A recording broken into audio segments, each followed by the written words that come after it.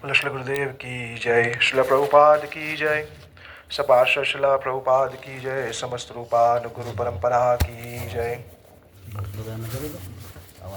भक्त प्रवर श्री प्रहलाद महाराज की जय, सर्वविघ्ननाशक भगवान नृसिंह देव की जय, ग्रंथराज श्रीमद्भागवत महापुराण की जय।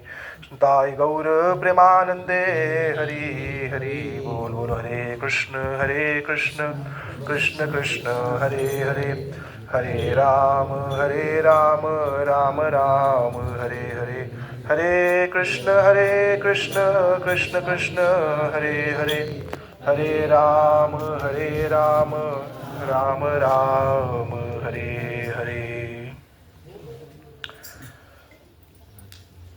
पिछले एक सप्ताह से भी अधिक हो गया ना कथा को, है 8 दिन हो गया, 8 दिन। 8वां दिन। अच्छा,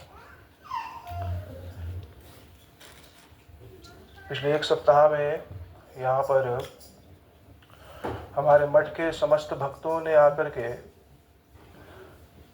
श्रीमद् भागवतम जी का पाठ किया। श्रीमद् भागवतम जी के प्राय मूल विषयों को स्पर्श किया। उसमें एक दिन मैं भी बीच में आया था।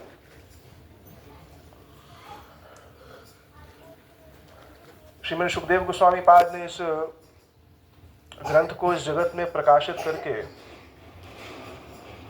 जगत के जीवों पर जो अपनी करुणा की है उसको शब्दों में नहीं कहा जा सकता है। संसार कारुण्य अध्यात्म दीपम, सुखदेव गोस्वामी पाद के विषय में बोला कि संसार तो प्राय अंधकार में है। तेषाम परमत्व निधनम पश्यन्नपि न पश्यति गृहेषु गृह मेदिनाम। जगत का सबसे बड़ा आश्चर्य क्या है कि व्यक्ति हर क्षण अन्यों की मृत्यु तो देखता है पर स्वयं की मृत्यु के प्रति कोई विचार नहीं करता। इससे बड़ा आश्चर्य और कुछ नहीं है। एक तो है किसी वस्तु को केवल सुना तो हो सकता है उस पर विश्वास ना आए। लोग क्या कहते हैं, सुनी सुनाई बात नहीं, देखी दिखाई बात पे मैं विश्वास करता हूं। पर सुनी सुनाई बात नहीं है मृत्यु। क्या है? दिखती है। मृत्यु साक्षात दिखती है। कब दिखती है? जब अपना कोई शरीर छोड़ता है तो साक्षात दिखती है, पर फिर भी दिखने पर नहीं दिखती। इसलिए भागवत जी ने कहा तेषाम परमत्तो निधनम पश्यन्नपि न पश्यति, देख करके भी नहीं देखता। क्यों? अंडरलाइन कर दी एक बात, गृहेषु गृह मेधिनाम। जिसकी मेधा, जिसकी बुद्धि केवल और केवल संसार में लगी है, जिसने जीवन में साधु संग नहीं किया है, वह मृत्यु को देख करके भी नहीं देख सकता है। जिसने शुद्ध साधु संग नहीं किया, हमारे भक्तों ठाकुर कहा करते थे, निर्मल हरि कथा सेवन के शुद्ध साधुओं के मुख से निसृत निर्मल हरि कथा सेवन करने से हृदय में शुद्ध भक्ति उदय होती है। पहली चीज शुद्ध साधु, दूसरा निर्मल हरि कथा के निरंतर सेवन से हृदय में शुद्ध भक्ति का उदय होता है। अर्थ क्या है? सप्ताह पर्यंत कोई बात सुनी और वो सप्ताह में समझ में आ जाएगी, ऐसा होगा नहीं। एक सप्ताह हमने कुछ सुना और वो हमें केवल 7 दिन में हम उसके मर्म को समझ लेंगे, ऐसा होगा नहीं। इसलिए कह दिया गया भगवान कपिल देव ने, श्रुत संभृत्या चिरम। कब तक सुनो? दीर्घ काल तक सुनो। गरुड़ जी को राम जी के चरित्र को देख करके कुछ मोह उत्पन्न हुआ। गरुड़ जी कहाँ गए? शंकर जी के निकट गए।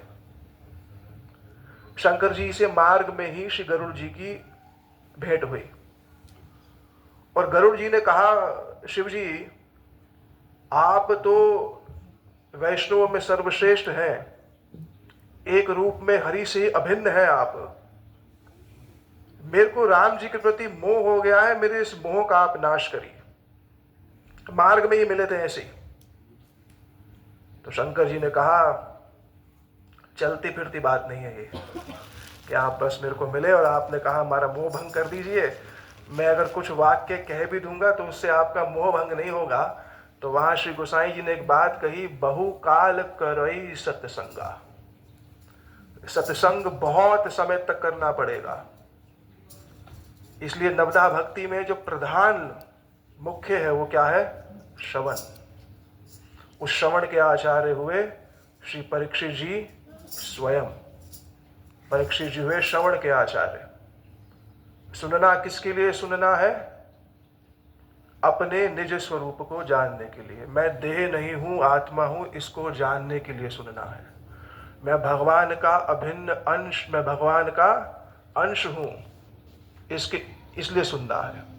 और अपने उस स्वरूप की प्राप्ति के लिए सुनना है। इसलिए परीक्षित जी को श्रवण का आचार्य इसलिए कहा क्योंकि परीक्षित जी श्रवण किसके लिए कर रहे थे? केवल भगवत प्राप्ति के लिए। उनका और कोई दूसरा प्रयोजन नहीं था। समय नहीं कट रहा तो सुन लो, ये प्रयोजन नहीं था। और उन्हें सुखदेव गोस्वामी पर संपूर्ण रूप से विश्वास था कि ये जो बात कहेंगे परम सत्य है। साधु पर जब इस प्रकार का विश्वास होता है तब उसकी बात हृदय में प्रवेश करती है। अगर कहने वाले पर सुनने वाले को संदेह हो तो सुन तो लेगा पर हृदय में धारण नहीं कर सकता है। तो श्री परीक्षित जी को संपूर्ण रूप से विश्वास था कि ये कौन है? मुनियों में सत्तम है, मुनियों में सर्वश्रेष्ठ है। ये जो बात कहेंगे वो मेरे मंगल के लिए है। और इन्होंने केवल मुख से अनुमोदन नहीं किया, सप्ताह पर्यंत बैठे रहे, हिले नहीं। यहां तक कि जब श्री सुखदेव गोस्वामी बाद ने ये बात भी कही कि 4 दिवस हो गए, आपको जल पी लीजिए, बोले नहीं। न ऐसा अति दुस्सह तक्तम उदम अपपादते। भूख और प्यास को झेलना सामान्य व्यक्ति के लिए संभव नहीं है। अति दुस्सह तक्तम उदम अपपादते, और उस पर भी पानी को भी छोड़ देना बहुत कठिन है। पर श्री परीक्षित जी बोले, मैं अपने हृदय पे हाथ रख के एक बात कहता हूं कि पिबंतम तम मुखाम्बोज अच्युत हरि कथामृतम। आपके मुख से जो हरि कथा प्रवाहित हो रही है ना, उसके कारण ना तो मुझे भूख लग रही है ना मुझे प्यास लग रही है। क्योंकि वासुदेव कथायाम यत्त जाता नैष्ठ की रति। आपकी श्री कृष्ण कथा में इतनी रुचि है कि आप जानते हैं कि 3 दिन बाद आकर के तक्षक आपको डसेगा, आपका शरीर छूटेगा, और आप कह रहे हो जो प्रश्न मैंने कृष्ण से संबंधित पूछे हैं उसके तो उत्तर दो, जो नहीं पूछे उसको भी विस्तार से कहो। तदेव हार वद मनस्त चेतः। 7 दिवस तक श्री परीक्षित जी सुनते रहे, क्योंकि मैं अंतिम है तो 12 स्कंद तो प्राय नहीं कहा होगा, पर 12 की ही केवल 1-2 बात कह देता हूं। 7 दिवस तक सुनते रहे। 12 स्कंद के आरंभ में श्रीमद सुखदेव गोस्वामी पाद ने कलयुग के लक्षण का वर्णन किया विस्तार से। बड़ा ऐसा वर्णन किया कि इसको देख करके स्पष्ट प्रतीत होता है। क्या कह रहे हैं? कलयुग में लोगों की शोभा किससे होगी? केशों से होगी। काले केश नहीं होंगे कलयुग में। कैसे होंगे? लाल, पीले, नीले, है कि नहीं? तो भगवान ने दिए काले। बड़ी अजीब मूर्तियां हैं संसार की। ये क्या करेंगी? नीले का बाल कर ली, लाल कर लिया, कुछ बचा ही नहीं एक्सपेरिमेंट करने के लिए, तो बेचारे क्या करें? जीवन में कुछ है ही नहीं। तो केशों से क्या होगा? सौंदर्य की गणना होगी। और पांडित्य चापलम बचह, कथा मिश्रित हो जाएगी। भागवत जी मिश्रित हो जाएगी। भागवत जी की स्पष्ट कथा कहने वाले ही नहीं होंगे। ये बात नारद जी बोल रहे हैं इस बात को। भागवत जी की स्पष्ट वार्ता कहने वाले नहीं होंगे। दिखेगा भागवत हो रही है, पर उसके अंतर में भागवत जी का भाव नहीं होगा। पांडित्य चापलम बचह। पर ये सब दोषों के बीच में। और विवाह कैसे होंगे? शाब्दिक विवाह, विवाह उद्धावन। विवाह माने जैसे आपने मुख से कह दिया कि मैं इसको ग्रहण करता हूं, वो जिसे कोर्ट मैरिज कहते हैं, मुख से बोल दिया। भागवत जी पहले बोल दिया कि ये सब होगा। पर इतने दोषों के बीच में भी क्या कारण था कि परीक्षित जी ने इस कली को नष्ट नहीं किया? इतने दोषों के बीच में भी पद्म पुराण में भी इस बात को कहा गया कि यत्फलम तपसा नास्ति यत् योगेन समाधिना तत्फलम सम्यक लभ्यते कलो केशव कीर्तनात्। पूर्व पूर्व युगों में जो तपस्या इत्यादि से फल नहीं मिलता था, यज्ञ से फल नहीं मिलता था, उसका संपूर्ण फल इस कलिकाल में केवल भगवत नाम से मिल जाता है। भगवत नाम का आश्रय लेने से सारे कर्म, सारे यज्ञ सब हो जाते हैं। ब्रह्मानुचूर्णम गृणन्ति ये थे। इस सब बात को कहा। 4 प्रकार की प्रलय का वर्णन किया श्रीमद सुखदेव जी ने। नैमित्तिक, आत्यांतिक, प्राकृतिक और नित्य। 4 प्रकार की प्रलय का वर्णन। 3 प्रकार की प्रलय तो हम लोग नहीं देख सकते क्योंकि हम ही लय हो जाएंगे तो क्या देखेंगे उसमें। पर एक प्रलय जो है जिसका दर्शन हम लोग रोज करते हैं वो है शरीर घट रहा है। शरीर बढ़ रहा है, घट रहा है। तो हम तो कहते हैं I am 90 years old। Old भी कह रहे हो और सेलिब्रेट भी कर रहे हैं। I am 80 years old। वस्तु पुरानी होती है उसको सेलिब्रेट करते हैं, पर क्या बोल रहे हैं हम 60 years old, 70 years old। भैया ओल्ड हो रहे हो, वो खुद ही कह रहे हो मैं ओल्ड हो रहा हूं, फिर भी सेलिब्रेट कर रहे हो। क्या विचित्र संसार है।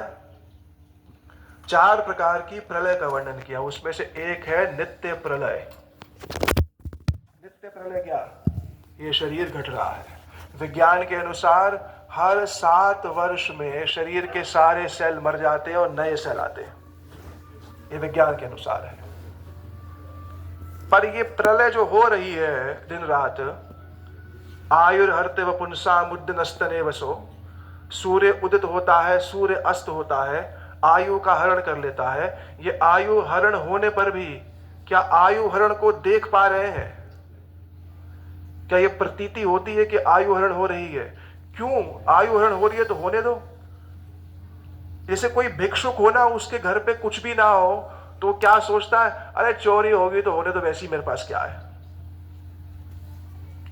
पर धनी को हर समय चोरी होने का खतरा बना रहता है। तो जिसको मनुष्य रूपी धन प्राप्त हुआ है और वो उस मनुष्य शरीर रूपी धन का मूल्य समझ गया है, इस मनुष्य रूपी जो जो जो मिला है हमें शरीर, इसका मूल्य समझ गया, उसके लिए ये सबसे बड़ा धन है। इसकी चोरी ना हो जाए। सूर्य उदित होकर के, सूर्य अस्त होकर के बीच में मेरी आयु का हरण ना कर ले। सामान्य तो हर व्यक्ति की आयु हरण होती है, पर भगवत भक्ति करने वालों की आयु हरण नहीं होती है। बोले क्या गप्पा मार रहे हो? हम तो देखते हैं भगवत भक्त भी बूढ़े हो रहे हैं, हम तो देखते हैं कि भगवत भक्त भी बीमार हो रहे हैं, वो भी मरते हैं। कैसी बात कह रहे हो?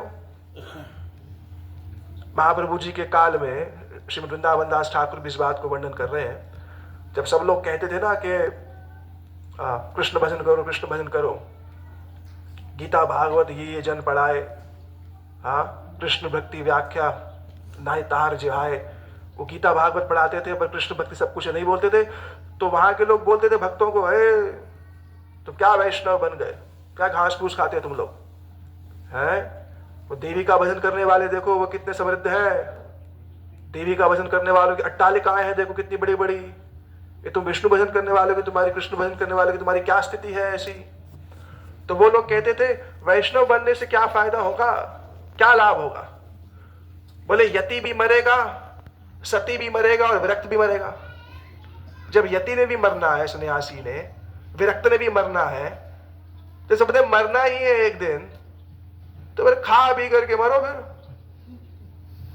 फिर नावनदास ठाकुर बोल रहे हैं इस बात को कि यति भी मरेगा, सती भी मरेगा, विरक्त भी मरेगा, तो खा पी करके मरो ना, है कि नहीं? बढ़िया नहीं है? हाँ, लेकिन किसी की बुद्धि जागृत हो जाती है, बुद्धि जागृत हो जाती है, उसको भविष्य की चिंता होती है। उसको ये चिंतन होता है कि ये जीवन तो हो सकता है मेरा वैष्णव गृह में जन्म नहीं हुआ, संभव पर हो गया, पर अगला जन्म मैं कहाँ चाहता हूं? वैष्णव गृह में जन्म। जन्म यदि इच्छा हो तो भक्त गृहे जनी जन्म हो मोर। हे प्रभु, आप मेरे को फिर अगर कभी जन्म देना चाहो, और ये परीक्षित जी की बात ही भक्ति ठाकुर कह रहे हैं। भक्ति ठाकुर जी के सारे कीर्तन श्रीमद् भागवतम के श्लोक ही है। पुनश्च भूयात भगवते नंते रति प्रसंगेश तदाश्रयेषु।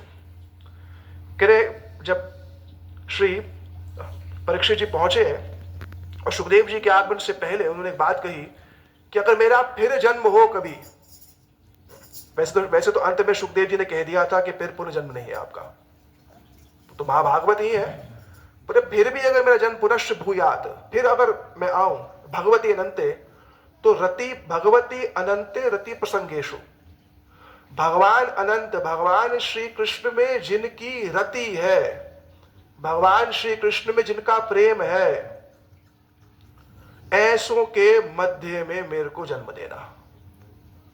क्योंकि अगर इसके अतिरिक्त मुझे कहीं और जन्म मिलेगा, फिर भगवान को भुलाने के लिए सारा संसार बैठा हुआ है। हरि स्मृति सर्व विपद विमोक्षणम, भगवत स्मृति ही सर्व विपदाओं का नाश करने वाली है।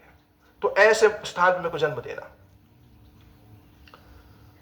तो सारी प्रलय दिख जाती है, पर यह प्रलय दिखती नहीं है। तक्षक ने आना है, सप्ताह पूर्ण हो चुका है। अंतिम उपदेश में 5 श्लोकों में श्रीमद् सुखदेव गोस्वामी ने एक ही वाक्य बार बार बोला। अद्भुत बात है वो श्लोक। तस्मात् सर्वात्मा आरंभ किया था किससे, कि जिसको 7 दिन में जाना है उसके लिए क्या बोला था, तस्मात् सर्वात्मा राजन भगवान हरिश्वर, श्रोतव्य स्मर्तव्य, श्रोतव्य कीर्तव्य स्मर्तव्य इच्छताम अभयम। वो 2 है श्लोक, वो कीर्त से सर्वदा 2 है, उसी में ही है कि जिसने 7 दिन में जाना है उसको पहले तो भगवान के विषय में श्रवण करना चाहिए, फिर कीर्तन, फिर स्मरण करना चाहिए। अब वही सुखदेव गोस्वामी पाद अंतिम उपदेश जो दे रहे हैं श्रीमद् परीक्षित जी को, उसमें वही बात कह रहे हैं, तस्मात् सर्वात्मा राजन भगवान हरिश्वर हृदय स्थित कुरु केशवम। अब कह रहे हैं अब तक्षक ने आना है, आप उस श्राप को परिवर्तित कर सकते थे, पर ना हश्यंती ना शोष्यंती यद आत्म गुणाश्रय, उन्हें बल था श्राप परिवर्तन करने का, पर वो श्राप परिवर्तित क्यों नहीं किया, क्योंकि बोलते हैं मेरे को तो पता है मैंने 7 दिन में जाना है, डेट फिक्स है, टाइम फिक्स है। अच्छी बात है कि बुरी बात है? बोले तो डराने वाली बात है। अगर अभी पता चल जाए हमें एग्जैक्टली 7 डेज, बिल्कुल टाइम फिक्स हो जाए तो क्या होगा? विचार कर रहे हैं, सुनने में तो अच्छा लगता है कि पता होना चाहिए पर पता चल जाए तो मन में आता है यार तो कम है थोड़ा सा। अभी हमारी आयु में अभी पता चल जाए ना हमें कि 1000 वर्ष बढ़ गए हैं, ये सब खाली है, क्या बोलेंगे? ये काम रह गया था बस यार। अभी पता चल जाए आपकी आयु में 1000 वर्ष बढ़ा दिए गए हैं, प्रभु जी ये पकड़ो अपनी माला, कल मिलेंगे आपसे। ये मानुषी बुद्धि है, इसलिए भागवत में बार बार एक बात कही है, एक उत्तम स्थिति के साधु को भी अपने मन पे विश्वास नहीं करना चाहिए। कर्म बंधस्य जन्मूलः, ऋषभ देव ने इस बात को 3 श्लोकों में कहा है कि एक उत्तम स्थिति के साधु को भी एक क्षण के लिए भी अपने मन पे विश्वास नहीं करना चाहिए। क्यों? क्योंकि वो उत्तम स्थिति से भी उसको गिरा देगा। कर्म बंधस्य जन्मूलः। तो हमें लग रहा है कि नहीं हमें तो 1000 वर्ष मिल जाएंगे तो हम तो केवल भजन करेंगे, पर क्या पता मन बोल दे भैया ये तेरी इच्छाएं रह गई थी, है जरा यहाँ घूमाओ। ये तो भय का साधन है, ये तो भी पता है ना जाने कहां चले जाएं इसलिए, पर आरंभ भय से ही होता है।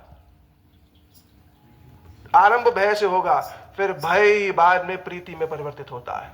आरंभ तो भय से ही है, भय और विवेक से ही भक्ति में व्यक्ति आता है। कुछ लोग विवेक से आ जाते हैं, विवेक से आने वालों की संख्या बहुत कम है, पर जो विवेक से आते हैं ना वो दृढ़मति होते हैं। जो भय से आते हैं, भय निवृत्त होने पर वो डावाडोल रहेंगे, उनकी श्रद्धा पारमार्थिक नहीं रहेगी। पारमार्थिक की श्रद्धा जो है वो भय के द्वारा उत्पन्न नहीं है, विवेक द्वारा उत्पन्न है। भक्त ठाकुर जी ने अपने शिक्षाष्टकम के भाष्य में इस बात को बोला। तो तस्मात् सर्वात्मा राजन, अब तो तक्षक आने वाला है, अपने हृदय में जो भगवान बैठे हैं उसका आप निरंतर चिंतन करो। हृदय स्थित कुरु केशवम, भगवान कहाँ बैठे हैं? हृदय में बैठे। और गर्ग संहिता तो बड़ी अद्भुत बात, पीछे में पाठ कर गर्ग संहिता का, ऐसी अद्भुत बात बोली। परमात्म रूप में भगवान हृदय में रहते हैं, चतुर्भुज रूप में ना, प्रादेश मात्रम पुरुषम वसंतम। श्री ब्रह्मा जी ने इस बात को भगवान से गोलोक वृंदावन में कहा है कि जब आप श्री कृष्ण रूप में है तब तो वो श्री राधिका है, श्री राम रूप में है तो श्री जानकी जी हैं, श्री नारायण रूप में है तो श्री लक्ष्मी जी हैं।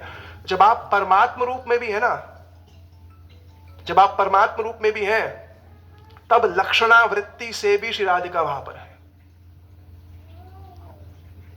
लक्षणावृत्ति से माने इनडायरेक्टली राधिका भी वहां पर है।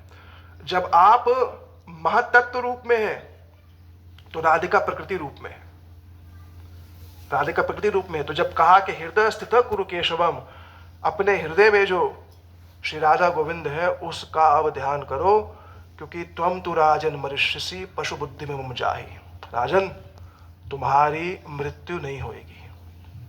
परीक्षित जी मृत्यु के भय से बैठे नहीं थे। अगर मृत्यु के भय से बैठे होते तो कुछ भय सूचक वचन उन्होंने उस 7 दिन में कहे होते।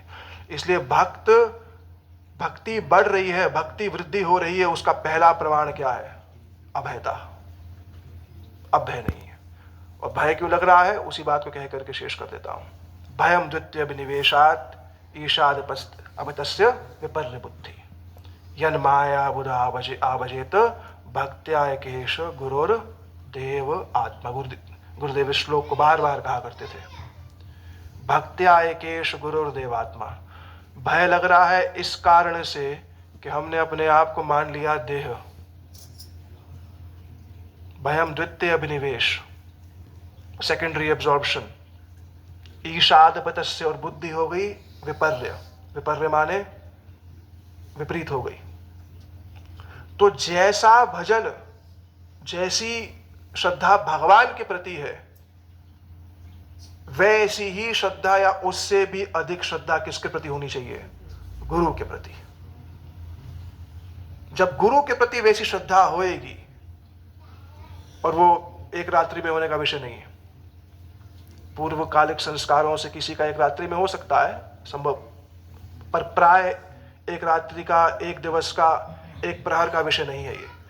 श्री गुरु भगवान से अभिन्न है, यह सहजता से इसका बोध नहीं होता है। तो बोला अगर भय को दूर करना है तो जैसी भक्ति भगवान में है उसी प्रकार की ही भक्ति श्री गुरु में भी होनी चाहिए। गुरु को भगवान से अभिन्न मानने पर भी श्री गुरु भगवान के अत्यंत प्रिय है। किंतु प्रिय क्या? वंदे गुरु श्री चरणारविंदम। तो क्या कहा? तस्मात् हे राजन त्वम तु राजन मरिष्यसि, आपका शरीर छूटेगा पर आपकी मृत्यु नहीं होगी। क्यों नहीं होगी मेरी मृत्यु? सुखदेव जी बोले ना प्राग भूत जन्म, जब जन्म ही नहीं हुआ आपका तो मृत्यु कैसे होगी? और है 18,000 श्लोक बात कह रहे हो, जन्म ही नहीं हुआ हमारा जन्म हुआ कि नहीं हुआ? हुआ, हाँ कि ना? हमारा जन्म हुआ। हमारा जन्म होता है नहीं होता? है, होता है। जन्म होगा तो मृत्यु भी होगी, फिर होगी, फिर मृत्यु होगी, फिर जन्म होगा। हाँ, तो फिर भागवत की सुन रहे? फिर मत सुनो। हमारा जन्म हुआ कि नहीं हुआ? हाँ, अब वो हमारा में ही तो समस्या है सारी। हमारा में तो समस्या है। वो कह रहे हैं हाँ जन्म होगा, तो मगर भागवत की सुन रहे? फिर अगर जन्म मृत्यु का चक्र ही समाप्त नहीं हो रहा है और फिर पुनः संसार में आना ही आना है, तो फिर तो वो अच्छे हैं। यति विरक्त सन्यासी इत्यादि बोले सब मरेंगे, हम मर जाएंगे, फिर तो वो बढ़िया है। परीक्षित जी को बोले ना प्राग भूत जन्म, प्राग माने पहले, ना तो पहले आपका कभी जन्म हुआ था और आगे भी नहीं होगा। क्यों? क्योंकि जन्म का जो बीज है, और यहां तक कह दिए ना पुत्र पौत्रादि रूपवान, अपने पुत्र पौत्र के रूप में जन्म नहीं होगा। किसी किसी घर में बालक जन्म होता है कि ओहो इसकी शक्ल तो बिल्कुल दादाजी से मिलती, दादाजी फिर आ गए, तो कौन सी अच्छी बात है क्या? कहते नहीं कहते, वाह दादाजी फिर सामने आ गए। अरे वो 9 महीने का कष्ट सहन करके आ रहा है, वो दादा परदादा फिर आते रहेंगे सारे ऐसे सुखदेव, और लोग खुश हो रहे हैं। मतलब कि जागृति नहीं हो रही है ये कि 9 महीने मेरे पूर्वज, मानव शरीर के पूर्वज मान लो, वो फिर जन्म ले रहे हैं और क्या हो रहे हैं? खुश हो रहे हैं। बताओ यार, आंख खुलती नहीं भैया, सच बोलूं। चक्षुर एवोदितः।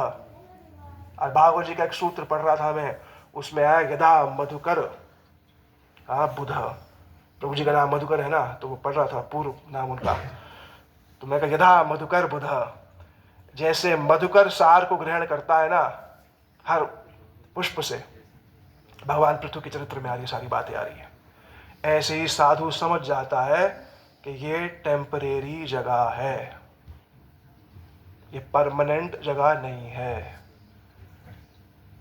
यहां पर सब कुछ टेम्परेरी है, कोई भी चीज यहां पर नित्य मेरे साथ नहीं रहेगी।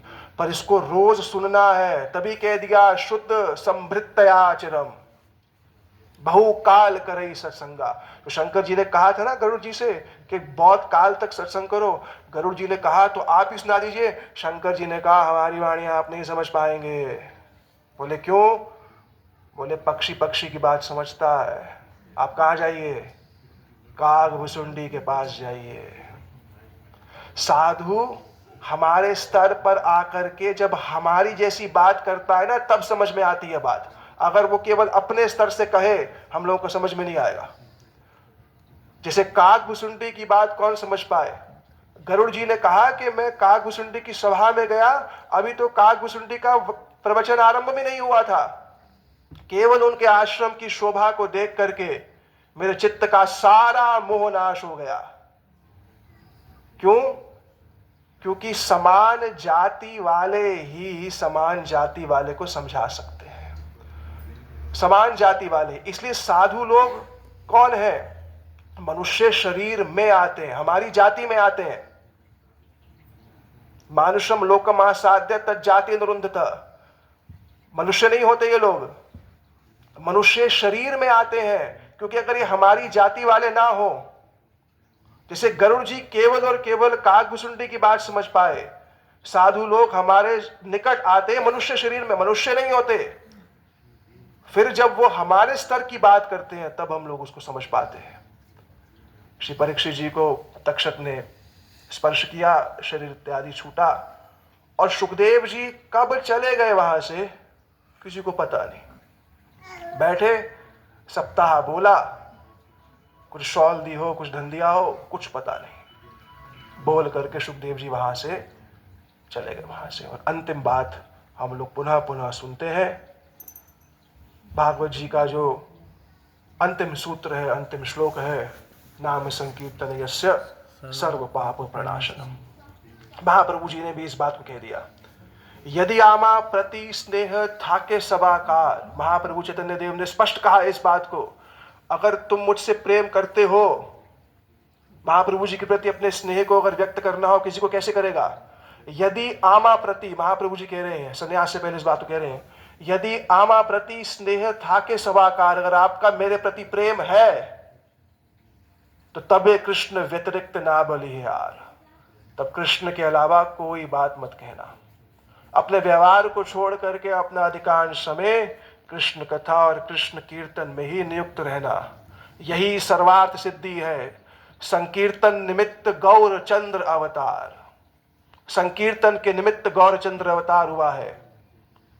सही प्रभु मुखे कहियाछेन बार बार उन्होंने इसी बात को कहा, प्रभु आज्ञाए मांगे ए भिक्षा, बोलो कृष्ण भजो कृष्ण करो कृष्ण शिक्षा। महाप्रभु जी समझ गए थे। भागवत जी भी अपने आप में वेदांत, दर्शन शास्त्र, न्याय शास्त्र का शिरोमणि है, उसको अगर हम पढ़ने जाएंगे निष्कर्ष नहीं निकाल पाएंगे। इसलिए महाप्रभु जी ने सारे के सारे मार्ग को इतना सरल सहज बनाने के लिए, वॉर पेस पे काम करने के लिए सबको कहा, यदि आमा प्रति स्नेह था के सभाकार, अगर आपका मुझसे प्रेम है तबे कृष्ण व्यतिरिक्त ना बोलिए, यार कृष्ण के अतिरिक्त कोई बात न करना। यही भागवत जी का अंतिम नाम संकीर्तन यस्य सर्व पाप प्रणाशनम प्रणामम दुख शमनम तम नमामि हरि परम। ठीक है, श्री गुरुदेव की जय। बोलो हरे कृष्ण कृष्ण कृष्ण हरे हरे, हरे राम